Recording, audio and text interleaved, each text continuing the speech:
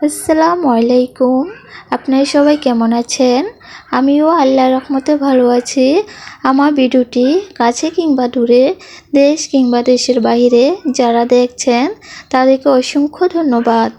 এই যে সিমগুলো দেখেছেন, এগুলো হচ্ছে সব বিচিওয়ালা সিম। এগুলো ফ্রোজেন করে রেখে দিব গরমে খাওয়ার জন্য।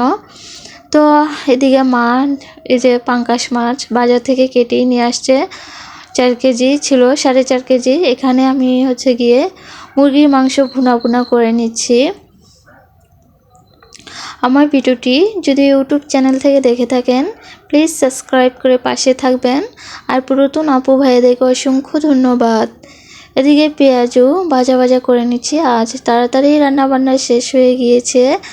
তো এই যে এক পাশে মাংস রান্না, আর এক পাশে হচ্ছে পেঁয়াজু, তারপর এটা হচ্ছে আলুর চপ, ডিম চপ। তো ডিম চপটা লাল লাল করে ভেজে নিব। এদিকে এই যে ছোট ছোট মশলাগুলো আগে ছাঁকনির ভিতরে উঠায় নিলাম, না হয় পুড়ে যায়। তো এদিকে যে আলুর চপ আর মরিচ ভেজে নিচ্ছি। আমার শাশুড়ি মা খুবই পছন্দ করে এই মরিচ ভাজা বুট মুড়ির সাথে খেতে।